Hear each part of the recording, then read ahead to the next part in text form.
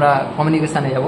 তো মূলত এখানে প্রথমে যেতে হবে অপশন, এই অপশানে গেলাম, তারপরে কমিউনিকেশান সেটিংয়ে যেতে হবে, কমিউনিকেশান সেটিংয়ে গেলাম, তারপরে হচ্ছে এখানে কেবলের যেটা আমরা কমিউনিকেশান কেবলের সাইটটা, এটা মূলত ঠিক আছে, যে RS-232 যেটা প্রথমে বলেছিলাম, এটার মাধ্যমে আমরা কমিউনিকেশান করছি।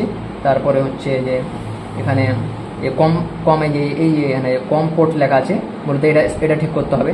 এখানে যেহেতু আমাদের কম পোর্টের এখানে 5 হয়ে আছে অটোমেটিকলি, অতএব আমাদের 5ই আছে, ঠিক আছে। এখন তারপরে অ্যাড্রেস এটা মূলত 0 থাকে, সব কিছু ঠিক আছে।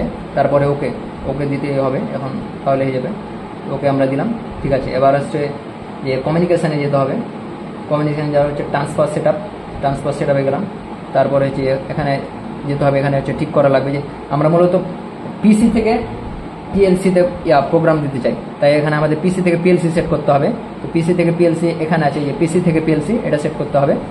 তারপরে হচ্ছে ওকে, আর এখানে তেমন কিছু নেই, ওকে। তো প্রোগ্রামটা আমাদের আপলোড হয়ে গেছে।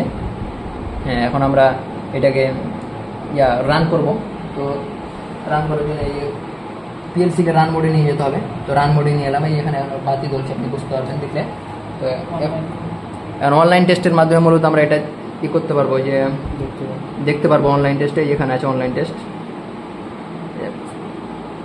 হ্যাঁ, এই অনলাইন টেস্টের মাধ্যমে আমরা যদি অন সুইচ পুশ করি, এই যে এটা মূলত আমরা অন সুইচ হিসেবে ব্যবহার করছি, আর এটা অফ সুইচ হিসেবে ব্যবহার করছি। অন সুইচ পুশ করলে প্রথমে 3টা ম্যাগনেটিক কন্ডাক্টর চালু হবে। On switch push, magnetic conductor 3টা চালু হয়েছে, এটা এবং এটা। কিন্তু 10 সেকেন্ড লেট করার পর আমাদের 2টা ম্যাগনেটিক কন্ডাক্টর অফ হয়ে যাবে। না, একটা ম্যাগনেটিক কন্ডাক্টর অফ হবে আর একটা চালু হবে। একটা অফ হয়েছে আর একটা চালু হয়েছে।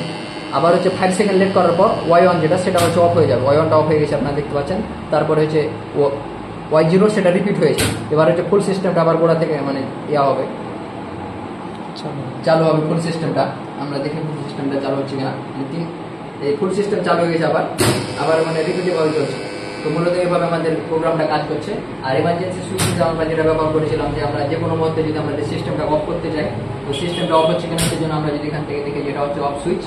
তো আমরা অফ সুইচ পুশ করলে টোটাল সিস্টেম অফ হয়ে যায়, মানে এটা অন হয়েছে, এটা অফ হয়ে যাবে। এখন দেখা যায় অফ হচ্ছে কিনা, এই টোটাল সিস্টেম আমাদের অফ হয়েছে। তো এই ছিল আমাদের মূলত আজকে ডেল্টা পিএলসি DVP-10EC সাথে হার্ডওয়্যার যে আমরা কানেকশনটা করেছিলাম, এটার প্রোগ্রাম। আসসালামু আলাইকুম।